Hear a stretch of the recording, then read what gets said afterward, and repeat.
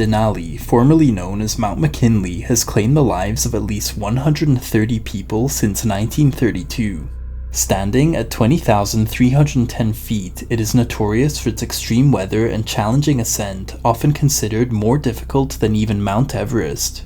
Here are 3 of the most tragic incidents on Denali. Our first incident takes us to June 2009. 2 surgeons and avid mountaineers, Dr. John Mislow and Dr. Andrew Swanson, aged 39 and 36 respectively, had previously attempted the ascent of Denali through the West Rib route in the year 2000.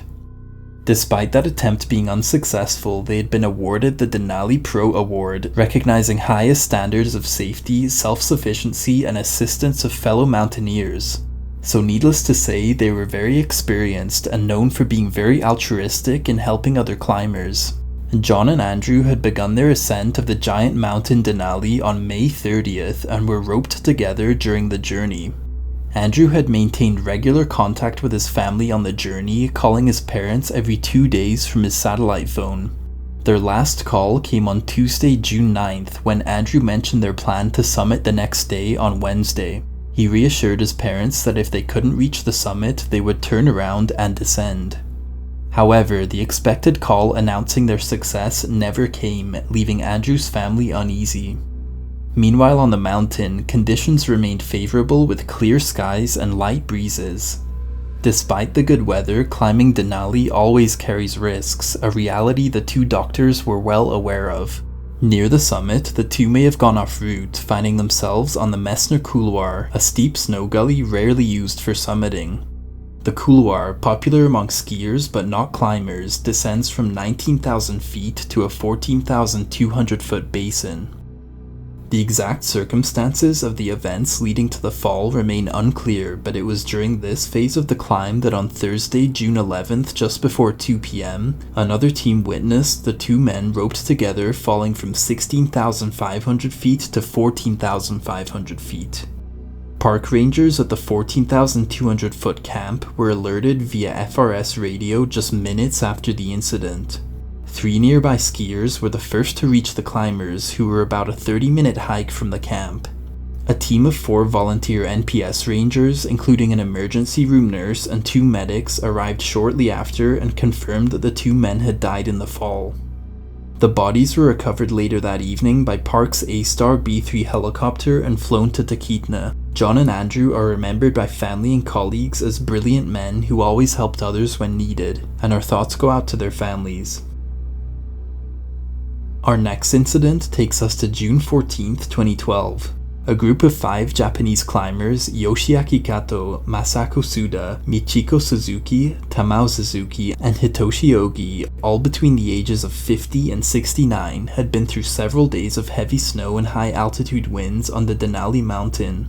They were all experienced and part of the Miyagi Workers Alpine Federation in Japan. Some of the group had previous ascents under their belts, like Kilimanjaro and Mount Fuji, and had set their sights on ascending North America's highest peak, Denali.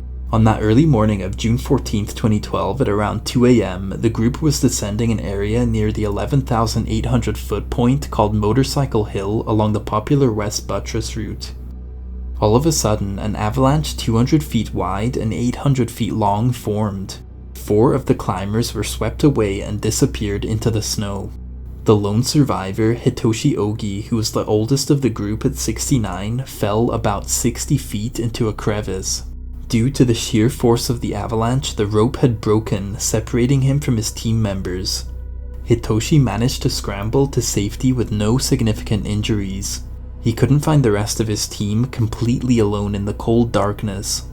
With limited gear and no radio, Hitoshi spent much of the following day gruelingly descending another 4,600 feet to the Kalhitna base camp, where he reported the accident shortly after 4 p.m.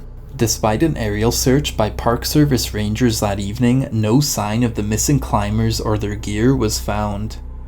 The following day, a team of about 10 searchers, including an avalanche rescue dog named Sisu, continued the search, but the 4 climbers were presumed dead due to the time that had passed since the slide. The Consular Office of Japan in Anchorage provided information to the climbers' families following the accident. The weather conditions on Denali had turned against the climbers in the days leading up to the incident, with winds of 25 to 45 miles per hour and about 2 feet of cumulative snowfall creating avalanche-prone conditions which are usually unusual in that area of the mountain. The 2012 avalanche remains one of the deadliest single incidents on Denali, underscoring the unpredictable and perilous nature of climbing North America's highest peak. Our thoughts go out to the families and friends of those lost in this tragic event. In June 1967, a tragic expedition unfolded on Denali, led by 24-year-old Joe Wilcox, a graduate student from Brigham Young University. Joe, aiming to climb the mountain, organized a team by recruiting 8 climbers through newsletters and a $300 fee for expenses. The team included Jerry Clark, Steve Taylor, Dennis Lochterhand, Mark McLaughlin, Anshel Schiff, Hank James, John Russell, and Walt Taylor, all within the age range of 22 and 31. To address concerns about their inexperience at high altitudes, the National Park Service merged Joe Wilcox's group with a more experienced Colorado team led by Howard Snyder. This made the group 12 people in total. The expedition began on June 22nd via the Karstens Ridge route, a remote and less traveled path up Denali. Despite suffering from altitude sickness, the team progressed well and established a camp at 15,000 feet by July 13th. Reports indicated a storm was approaching, but Joe Wilcox, the group leader, claimed he received no advance warning. The team continued, establishing their high camp at 18,000 feet on July 14th at 7 p.m. after a delay caused by a stove malfunction that led to a tent fire. On July 15th, Joe Wilcox, Howard Snyder, Jerry Lewis, and Paul Schlichter reached the summit around 6:30 p.m. under nearly perfect conditions. They spent about an hour and a half at the top before returning to the high camp. The next day, July 16th, strong winds forced all 12 climbers to remain at the high camp. The next day, on July 17th, the weather improved enough for 7 of the climbers, including Jerry Clark, Walt, Steve, Dennis, Mark, Hank, and John, to attempt the summit. The 4 members who had already reached the summit would make their way back down the mountain, taking Anshel Schiff with them because of his worsening altitude sickness. The next summit group left around 1 p.m., which was later than planned, and just before then, Steve decided he was too sick to make the ascent and would wait for them at high camp alone. By 8 p.m., a severe storm hit, and Jerry Clark reported to rangers that they were lost in dense fog and would bivouac until conditions improved. On July 18th, Jerry Clark radioed again, stating that he had reached the summit with Dennis, Mark, and Hank. John was assumed to have turned back due to poor conditions as they just couldn't find him. The group planned to descend and promised another radio update at 8 p.m. This transmission would be their last contact. A fierce storm intensified with winds estimated between 100 and 150 miles per hour, potentially reaching 300 miles per hour at higher elevations closer to the peak, possibly the worst ever faced by mountaineers. For 2 days, the other 5 climbers who had originally descended on July 17th were at 15,000 feet, struggling with severe cold and cramped conditions in a 3-person tent, eating only uncooked food. Joe Wilcox and Howard Snyder suffered from frostbite, with 2 of the others in extremely weak condition.